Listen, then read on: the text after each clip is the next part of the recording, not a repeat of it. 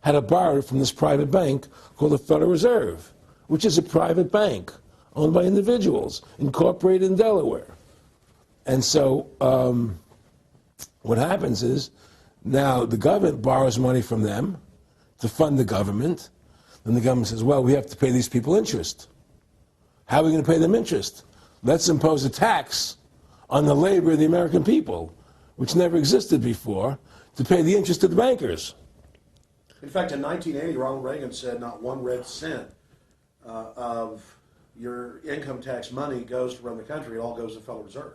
Well, it was the Grace Commission report that said that not one nickel goes to the infrastructure of the country.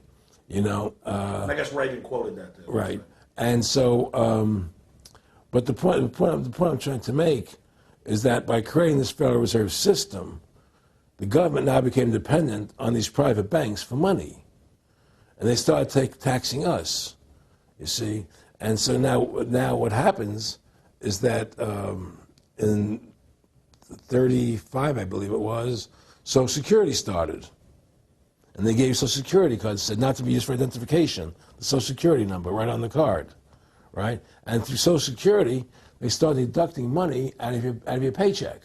That was the first time they were ever could take money out of your paycheck, because people agreed to it because they thought it was going to their retirement fund. And so then when they instituted the income tax again, they started taking money out of your paycheck because Social Security could do it. And then they could do it again. You see what I'm saying? And so now they've even taken control of the tax payment itself. I mean, literally like you're a slave. They're taking it right there when you make it. Exactly. They don't even trust the public enough to send them a check. Yeah. Right. So they take it out automatically because they know people aren't going to want to pay it. So what's happened is that through the implementation of the Federal Reserve System, the government has become vested in these bankers, and they get their money from the bankers. And so then they impose a tax on us, which makes us more slaves, makes it more difficult for us to survive, right? Giving them more profits. And now what's happened is that through the Federal Reserve System, the bankers have pretty much taken control of our government. It doesn't matter Republican and Democrat anymore, because they're both the same. Neither one of them are talking about shutting down the Federal Reserve System or stopping the payment of taxes, you know, or any of the big issues that face Americans, right? So I had a friend, Nick Rockefeller, okay, who was one of the Rockefeller family, and he, when I was running for governor in Nevada, he came to me, introduced himself to me through an attorney, and we became friends. We started talking about things, and I learned an awful lot from Mr. Rockefeller. And one of the things that we used to talk about was the ultimate plan of the banking industry, what they wanted to accomplish. And the goals of the banking industry, not just the Federal Reserve System, but the private banks in Germany and England, all over Italy, all over the world, they all work together. They're all central banks, and they're all part of the Communist Manifesto. You know, central banking is one of the major planks of the Communist Manifesto. We talk about America being a capitalistic country, but yet at the same time we have a central bank that plans everything for us, right? And the graduated income tax is another plank of the Communist Manifesto, right? So right there you have two major planks of the Communist Manifesto that have been brought in because of the Federal Reserve System, okay? So the ultimate goal that these people have in mind is the goal to create a one-world government run by the banking industry, run by the bankers, and they're doing it in sections. The European currency, the euro, and the European Constitution is one part of it. Now they're trying to do it in America with the North American Union, right? And they want to create a new currency called the Amero, right?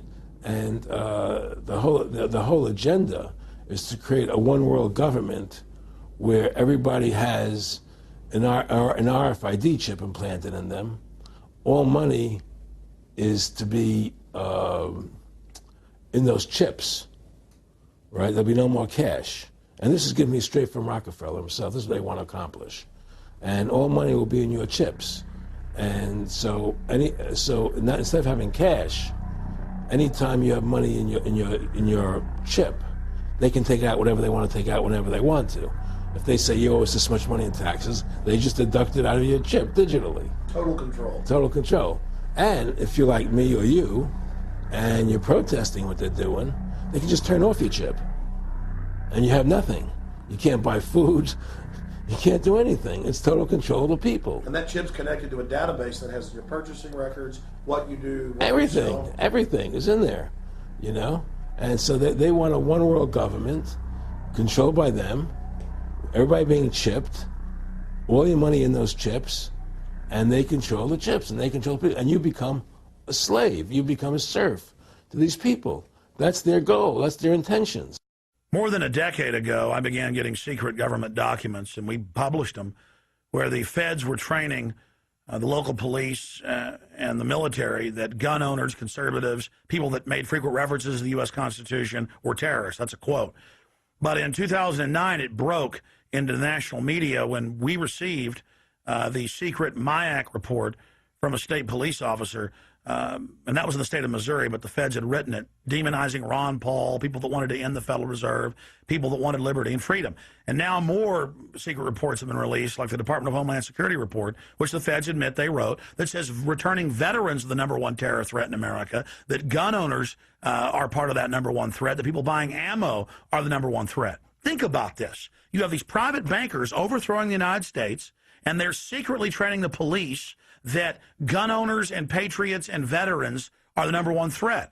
So they're saying the American people that follow the Constitution and Bill of Rights that'll actually stand up against this tyranny are terrorists, because they are the terrorists. They are the criminals coming in with a corporate takeover, a hijacking of the nation. Eric, can you be specific about when you met Rockefeller, how it happened in these discussions? I met Rockefeller through a female attorney I knew who called me up one day and said, one of the Rockefellers would like to meet you. I had made a video called Mad as Hell, and he'd seen the video and wanted to meet me and knew I was running for governor of Nevada. So sure, I'd love to meet him. And I met him, and I liked him, and he was a very, very smart man. And we used to talk and share ideas and thoughts. And he's the one who told me 11 months before 9/11 ever happened that there was going to be an event. Never told him what the event was going to be, but there was going to be an event, and out of that event, we were going to invade Afghanistan to run pipelines from the Caspian Sea. We were going to invade Iraq, you know, to take over the oil fields, establish a base in the Middle East, and make it all part of the New World Order. And we'd go after Chavez in Venezuela. And sure enough, later, 9/11 happened, and I remember he was telling me how how you're going to see soldiers looking in caves for people in Afghanistan and Pakistan and all these places. And there's going to be this war on terror, which is no real enemy. And the whole thing is a giant hoax, you know, but it's a way for the government to take over the American people. He told you it was going to be a hoax. Oh, yeah. Oh, yeah. There's no question. He says, there's going to be war on terror. And he's laughing. There's no, who are we fighting? I mean, why do you think 9/11 happened and then nothing's happened since then? Do you think that our security is so great here that these people who pulled off 9/11, who were able to, can't knock down another plane? Come on, it's ridiculous. 9/11 was done by people in our own government and our own banking system to perpetuate the fear of the American people into subordinating themselves to anything the government wants them to do. That's what it's about, and to create this war, this endless war on terror. And that's why and that was the first lie. And the next lie was going into Iraq, you know, to get Saddam Hussein out with his weapons of mass destruction. That was the next lie. Now, specifically, this was a little over 6 years ago? This was 11 months before 9/11. Yeah. And Nick Rockefeller, who's a lawyer, he's become your friend over the previous years, and he's saying to you that there's going to be this big event, and then out of that we're going to have a war on terror, and it's just going to go on and on. Right, an endless war on terror without any real enemy. That you can never, so you can never define a winner. And did he say that it's going to be perfect because you can't define an enemy? It just goes on Yeah, and on? because you can't define a winner. There's no one to beat, so it goes on and on forever. And they can do whatever they want. They scare the hell out of the American public. Look, this whole war on terror is a fraud. It's a farce. It's very difficult to say